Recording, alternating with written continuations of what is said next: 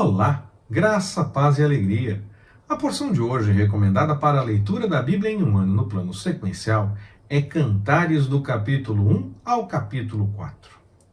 Para esta mensagem, tendo o livro de Cantares como inspiração, mais uma vez não devo falar especificamente de cada porção do texto que poderia compor essa mensagem. Como o nosso desafio é o de leitura da Bíblia, e nossas mensagens nos ajudam sim nesse encaminhamento, mas não são elas o foco principal desse desafio, eu insisto então na recomendação de leitura do texto bíblico. E nas mensagens vamos falar de forma mais geral a respeito de Cantares, mais ou menos como fizemos com Levítico, por exemplo, um pouco sobre Provérbios, bastante sobre Eclesiastes, e permitindo o Senhor, possivelmente será assim também com o texto dos profetas, com algumas ferramentas, claro, para o estudo bíblico. Quem prestar bastante atenção poderá notar que sim, tem algumas pinceladas nessa direção, mas com um foco maior, claro, na leitura devocional, porque nós estamos num desafio de leitura da Bíblia. Nós poderíamos fazer pelo menos 2 tipos de estudos diferentes com relação a Cantares. Pelo menos. Um para um grupo de casais e outro com uma comparação do amor do Senhor por sua igreja, por todos nós.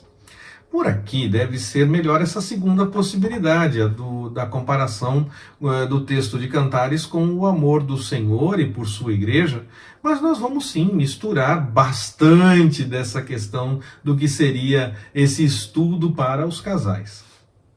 O livro de Cantares, ele é muito diferente de qualquer outro texto bíblico. Ele até tem comparações com outros textos, mas ele é bem diferente. Ele merece sim uma consideração especial como um arquétipo bíblico, que apresenta de um modo novo, pelo menos em relação aos textos que já havia na época, as realidades básicas das relações humanas. Cantares emprega uma linguagem simbólica para expressar verdades eternas, à semelhança do livro do Apocalipse, por exemplo. Nós pensamos sim na possibilidade de ser apenas uma linda poesia bem inspirada e que possa trazer recomendações de estudo, de devocional e tudo mais. Mas se nós pararmos para pensar em poesia realmente, muitas vezes avalia-se a métrica, avalia-se o conteúdo, talvez alguma coisa que o autor quisesse dizer com o texto em si, e algumas vezes os textos de poesias comuns apresentam sim uma mensagem interna, uma mensagem simbólica dentro da própria poesia, que vai além da interpretação do que meramente está escrito. E eu entendo que Cantares, ainda que seja uma bela poesia, está nessa categoria. Ele permite realmente interpretações magníficas, fantásticas, e eu entendo que o Espírito Santo usou como se fosse uma parábola para poder nos explicar coisas profundas a partir de uma poesia linda e maravilhosa do relacionamento humano. Nós encontramos então em Cantares as descrições da mulher sulamita, juntamente com a exibição completa dos produtos do seu jardim. Seria apenas uma linda quitanda, uma bela horta? Eu acredito que não, eu acredito que essa linguagem vai além da textualidade. Eu entendo que deve ser lido como um paralelo do amor poético, levando-se em conta o amor conjugal, as experiências de um casal, o relacionamento em si, e também com relação às bênçãos do povo da aliança em sua terra, enquanto estavam desfrutando daquele espaço que o Senhor tinha dado para que eles formassem a nação. Nós podemos verificar claramente a questão do amor entre homem e mulher no livro de Cantares, além de podermos fazer uma interpretação espiritual do casamento do noivo, que é Jesus, com a noiva, que é a igreja, os fiéis. É claro que essa interpretação envolvendo Jesus e a igreja é muito mais fácil para nós nos dias de hoje, depois de toda a história ter se passado, do que nos dias em que o livro foi escrito. Mas quando o povo judeu começou a esperar pelo Messias, essa interpretação já era possível, ainda que não colocando Jesus e igreja e essa coisa toda, mas essa interpretação já caminhava na direção de ser entendida como possível desde o momento em que os judeus passaram a esperar o Messias. Há estudiosos que questionam a autoria de Salomão no livro de Cantares.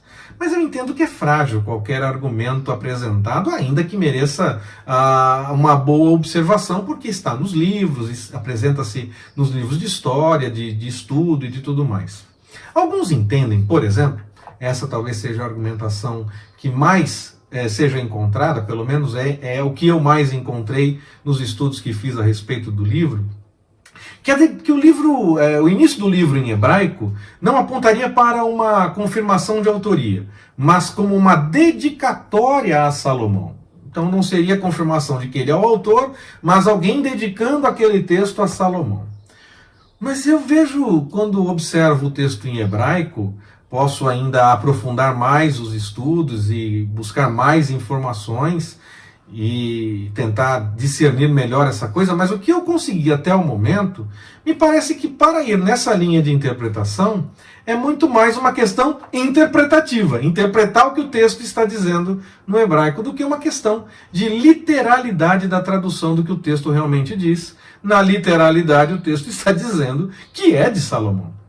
Assim eu entendo que a autoria é sim de Salomão, pela forma da apresentação e da descrição, ainda que tenha, como Eclesiastes, como Provérbios, tenha sido um texto organizado por outra pessoa, mas ele teve o início, o começo da escrituração, quer seja pelo próprio Salomão, quer seja com base em algo que Salomão declamava, algo que Salomão falava.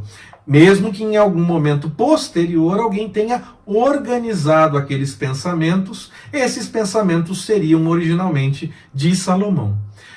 Pela linguagem realmente apresentada no livro, eu entendo dessa forma, que nos leva a reconhecer o estilo da sabedoria apresentado por Salomão, por exemplo, em Provérbios ou em Eclesiastes, claro que com outro tema. No livro, nós vemos a poesia que conta, de fato, uma história de amor, que é alvo de muitas interpretações e figuras, como eu já citei, que podem permitir direcionamentos diferentes para o estudo realizado. É realmente um livro que nos estimula a refletir sobre as nossas atitudes dentro do casamento, fato. Pensar na importância de todos os atos, de todos os momentos, da convivência, do relacionamento de fato, e também nos ajuda a pensar na generosidade da pessoa amada. E aponta, entendo, metaforicamente, para a nossa busca e para o nosso relacionamento com o Senhor. Que Ele nos abençoe. Forte abraço, até mais, permitindo o Senhor.